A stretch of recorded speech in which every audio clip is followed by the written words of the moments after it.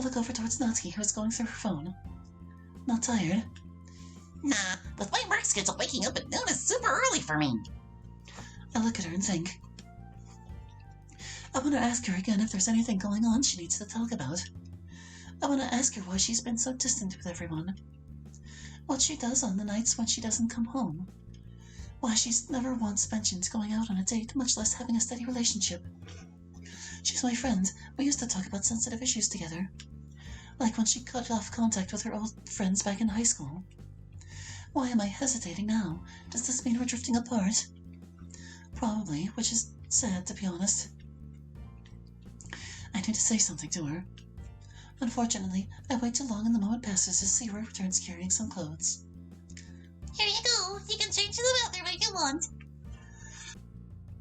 Thank you, Sayori. Of course. Night, Yuri. Good night, Sayori. Yeah, night. I go into the bathroom and change into the sweats Sayori gave me. The top is a bit snug across the chest, but not as bad as I would have thought. Though I am still glad it's just us girls here tonight. I hope MC doesn't come home too early tomorrow. I hang up my own clothes on a hook on the bathroom door for the morning. After using the facilities and washing my hands, I go back out to the living room. I collect a pillow and 2 blankets from the storage bin and Sayori keeps them in. I take one of the blankets and place it over the sleeping Amari. I lay my own pillow and blanket down on the floor. I look over towards Natsuki. And did you want me to get you a blanket too? Their apartment can get full cold at night. Nah, I'm good. I'm gonna stay up for a little while anyways. I can get one later if I change my mind. Okay. I sit down on the blanket and get my phone out of my purse. I set the alarms so I'll have plenty of time to get to work from here. I then check my messages. 10 minutes to get mess. Wondering where I am, so guessing your friends got you as planned. Have fun. Heart, ooh. Yeah, thanks for helping them with surprise. Had lots of fun. Eager to share gifts with you later. I wait a minute but don't get an immediate reply. He probably went to bed early, or already. I set my phone down next to my pillow so I'll easily hear the alarm in the morning. I'm about to lay down but stop. I look at Natsuki again, who is still quietly tapping away on her phone. Not wanting to disturb Sayori or Amari, I whisper, Natsuki. Yeah? Thanks for the bachelorette party. Despite the humiliation, I really enjoyed spending time with all of you again. She doesn't look up from her phone. Thanks, Sayori and Amari. They're the ones who really planned it out. Yeah, but I know how busy you are, how hard it is for you to get together with us because of your work schedule. So I'm just glad you made it. So am I. I admit the scheduling was a bit tricky. Natsuki? What? I just look at her. Why is it suddenly so hard to ask her if she's doing okay? Natsuki finally breaks away from her phone and looks at me. If you have something to say, then say it. Jean may be my best friend now, but that doesn't mean you're not still my friend. I pause to collect my thoughts. Huh? Why would you say that? I didn't think we would stop being friends just because you met Jean. We didn't stop being friends with Monica or Sayori when they got married. That's what I get for hesitating while speaking. No, I mean you'll always be my friend, and if there's anything you need to talk about, I'll still listen. Where's this coming from? You said practically the same thing in your letter at Christmas. You've been so distant the past couple of years. I thought it was a combination of your crazy work schedule and living so far away, but then Hamari mentioned it as well. I don't want to pry, but I do want to make certain you're okay. I'm fine, just been busy. But... Hey, I appreciate the concern, I really do. I know it's because you care. Just like Sayori and Hamari were grilling you about how fast you're getting married to Jean because they care. As I said, I'm fine. If I start to question what I'm doing, feel free to try and help, but until then, please don't second-guess my life and I won't second-guess yours, okay? Okay, good night, Natsuki. Night, Yuri. I lie down on the pillow and cover myself with the blanket while Natsuki goes back to her phone. She's right. though it bothers me that she's choosing and is apparently happy with being alone. It doesn't seem like her. She was always so outgoing in high school. But people change, and it's been almost 10 years since then. She's an adult making adult decisions with her own life just like I am. Until she either says something is wrong or I see evidence she's actually unhappy, I have to trust that this is what she truly wants. Suspicious activity. February, year 11. I sit on the couch staring at my phone, praying it won't chime. I know it's going to. It must. Honestly, it should have some time ago. That's it. It's finally over. I start to cry. Sorry. I'm sorry. Do you want me to check it for you? I shake my head no. I have to do this myself. Here come the replies. I can't put it off forever. I pick up my phone and bring up the chat. Baby girl born alive and breathing for now. We named her Jennifer. Jennifer just died. I'm sorry. You have my deepest condolences. I begin to sob. Sorry, I wish I could lessen your pain right now. If there's anything we can do, just ask. I hand my phone to Gene, who reads the messages for himself. Poor Sailor MC. Come here, hon. He sits down on the couch and holds me as we cry together. I knew this was coming, but it's still hard. When Siri found out she was pregnant again last year, we were all so happy for her. But the doctors soon discovered the baby had a very rare, but very serious genetic defect. I don't remember the exact name of the syndrome, but Siri was told that most babies born with it rarely draw even a single breath. They even considered aborting the pregnancy, but eventually decided against it. When Siri went into labor early this morning, I'd expected to get a message from them telling us the baby had been stillborn. Instead, a little over an hour ago, we got a message saying the baby was alive and breathing. They named her Jennifer and even had a picture of MC holding her.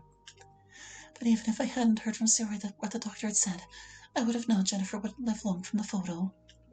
Her face was horribly disfigured. And since then, we've been waiting for the inevitable news that she had passed away. Medically, it was a miracle she lived as long as she did. It seems almost cruel. To only have an hour with your child. I don't think Sailor and MC see it that way.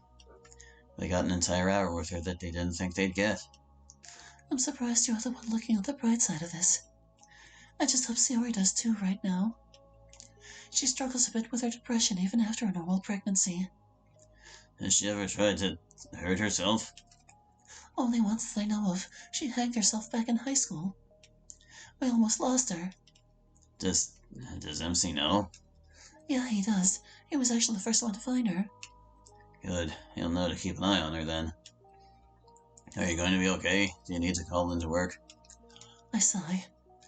I'm going to be worried about Saori all day, but she's in a hospital with MC and surrounded by doctors and nurses to keep her safe. I'd just be in the way if I went, and my job is important.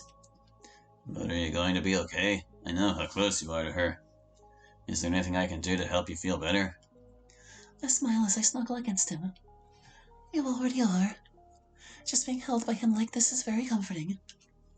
I wish I could stay like this with him all day, but I need to start getting ready if I am going to catch my bus for work. And he needs to leave in an hour anyway for his own job. I kiss him and then get up off of him and up the couch. I let out a little squeal as he playfully swats my bottom as I walk away. Wow, Gene, not the time! Work was a bit slow today, which was nice. I felt much better after Siri sent out a message that they would be staying with her parents for a while after she gets out of the hospital. Having both her parents and his next door will be good for them. I am still feeling a little down when I get off work, though. Gene isn't at the apartment when I arrive home. His current project is on the far side of town, and given driving, he probably won't be home for an hour or so. I try to think about what to have for dinner, but my thoughts keep turning to Jennifer. Instead of cooking, I take out a pen and paper. Writing often helps me at times like this. The candle. I gaze at a candle, long and tall, its wax smooth and straight. A lesson on the comfort of hope. Briefly lit, briefly held, forever loved. Only a wisp of smoke, a blackened wick, remains of the flame that briefly helped illuminate the world. The memory of its light remains in our hearts, even mine. I look at what I read and put it away in my writing box. You mean look at what you wrote is what you meant? Everything I've ever written won't all fit in the folder anymore. I then go into the kitchen and get out the rice cooker.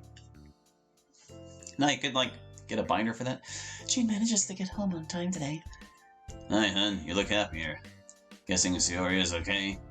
Yes, it's going to be hard on her, of course, but she's doing as good as can be expected. She has lots of family around her right now to help her through it. Good. I've been a bit worried about her myself. Is that chicken and rice I smell? Yes, are you hungry? Very. I only had a PB&J for lunch. I get some plates. I keep telling you that you should do bento boxes like I do. I prefer a light lunch. I put a chicken breast and some rice on a plate and hand it to him. Saves room for your delicious dinners. After serving myself too, we sit down on the couch together to eat. Neither of us are very formal about meals. So work was okay then? Yes, it was a bit slow, which helped. How are things going with your new assignment? Already finished. The connections to their security cameras was cut during a robbery, so I only had to splice them back together. No need to run any new cables or anything. That's good. Do you know what you'll be doing tomorrow then? No, I was originally contracted for both today and tomorrow to work on those cameras. Since I finished early, I'll just be on call. Dang, I wish I had tomorrow off so we could spend it together. It's not common for him to get an emergency assignment on days when he's on call. He finishes eating and stands up with his plate. I'll take that to the sink for you. It's okay, I can do it. I have a surprise for dessert. Oh, okay then. He hands me his plate and sits back down. I take both of our dishes to the kitchen and put them in the sink. I take a minute to get ready. I then take a single strawberry out of the fridge and walk out with it.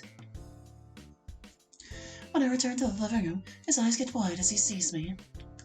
That book Natsky gave us has been fun. Is that your plan for dessert? I smile at him seductively and begin walking towards the bedroom. I stretch a little as the water from the shower washes over me. I feel really good right now. A good endorphin rush does that. But despite that, right now I don't feel quite as happy and content as I usually do after making love to Jean. As if something is missing. After rinsing, I turn off the water and grab a towel to start drying myself. I then step out of the shower and go to the medicine cabinet. I open it up, take out the package I keep in there, and pop out tonight's pill. I hold it in my hand and just look at it instead of simply taking it like I usually do. I feel like the pill in my hand is mocking me. I don't want to take it. Maybe it's what happened with Jennifer this morning. Maybe it's just my biological clock. But I'm tempted to drop it in the sink and wash it away. Is this why I'm not as content right now? Is this what is missing? The possibility of a baby? I know missing one pill doesn't mean I will get pregnant. It only increases the likelihood. Accidents happen. No. I'm not going to go behind Jean's back on something like this. It has to be something we both agree on. Our marriage won't work otherwise. I quickly put the pill in my mouth and swallowed it with some water. I know it's just my mind, but I can still feel it inside my stomach. I put on my pajamas and leave the bathroom. I find Jean on the couch watching television. His smile fades as he sees me. What's wrong? Is it Sayori? No. I go over and cuddle up to him. Was it? I interrupt him with a kiss. Definitely not. He strokes my hair and doesn't say anything else. I don't want to bring up what I went through in the bathroom right now. It's probably just emotional turmoil.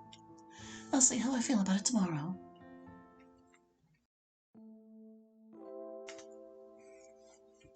It feels good to sit down on the bus after being on my feet all day at work. Checking my messages, I see one from COA saying that she had been released from the hospital and is at her parents' place. After sending what I hope is an encouraging reply, I put my phone back in my purse.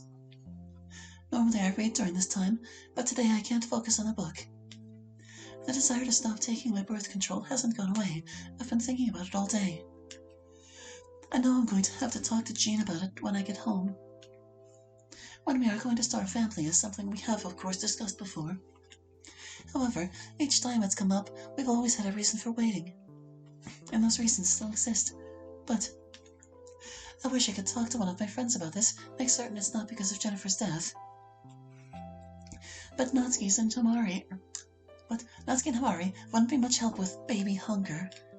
Normally, I'd talk to Sayori, but right now she is definitely not the time to discuss something like this with her. Maybe I should call Monica. She doesn't have any kids, hasn't even mentioned if she's planning on them, but she is married. I don't feel comfortable talking about something like this on the bus, though.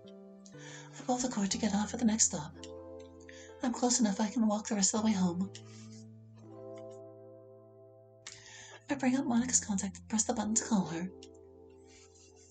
It suddenly occurs to me that she might not pick up. If so, I've given myself an extra walk for no reason. Yuri, what's wrong? Is it Sayori? No, she's fine. Oh, good. It's just that you usually text, so when you called, I was afraid she had... Well, I've just been really worried about her since Jennifer died. She and MC are staying with her parents right now because of that. I know, I got the message too, but... I just assumed the worst when I saw you were calling. I'm sorry. No, I'm sorry. It means I don't talk to you as much as I should. It's okay, Yuri, so what's up? Can I ask you a personal question? I can hear the confusion in her voice. Yes? Are you planning to have kids? Monica is quiet for a bit. Not right now, but Rikuo and I would both like to have a child together in the future. And if you don't mind me asking a personal question, where is this coming from? Are you pregnant? No, I'm not. It's just... I don't know how to tell her what's been going through my mind. Yuri, is everything okay with you and Jean? Yes, we're doing great together. Well, then what's going on? This isn't like you. I want a baby. And he doesn't. No, he does. We both want children when we feel we're ready. I'm just not certain when that is. This is really a conversation you should be having with Jean. I know it is. I'm planning on talking to him about it when I get home. It's just... We have a plan. We both agreed to that plan. I didn't even question it until yesterday. Because of Jennifer? I don't know. Maybe. I guess what I'm trying to figure out is if this is normal. Do I only want a child because of Sayori's loss? Am I being hormonal? Or is this... Yuri, I'm not you. I don't know what you're feeling. Whether this is a temporary craving or something more, I can't tell you. I perk up on hearing that. That's the real question I've been trying to figure out, isn't it? I haven't been able to put it into words myself until now. All I can say is that I personally have never had a craving like that myself. Don't get me wrong, if I did find myself unexpectedly pregnant, Rico and I would be thrilled. But right now, we're dealing with our careers, and we don't want to interrupt that for at least a few more years. I'm sorry, I'm not being much help. I don't have any answers for you, Yuri. No, you helped me understand the question better. And I know the answer is one that only Jean and I can figure out together. That's good. You'll keep me posted about Sayori. Of course. Good. I wish I was there so I could help her. I feel so helpless right now being so far away. I'm right here, and honestly I feel a little useless in regard to Sayori myself. She has so many people around her right now, I'm certain I'd just be in the way if I visited her. Don't get me wrong, I'm glad she's getting the support she needs. I just don't think there is any more you could do even if you were there here. You're probably right, Yuri. That doesn't mean I don't wish I could be there for her, and for you too, Yuri. I'm doing okay. You don't sound like it. I am. I'm just a bit uncertain about some things. As you said, and I already know, I just need to talk to Jean about this. Speaking of which, I'm almost to our apartment now, so I'll need to cut this short. Okay, it was nice talking to you again, Yuri. You too, Monica. I disconnected the call and put my phone in my purse.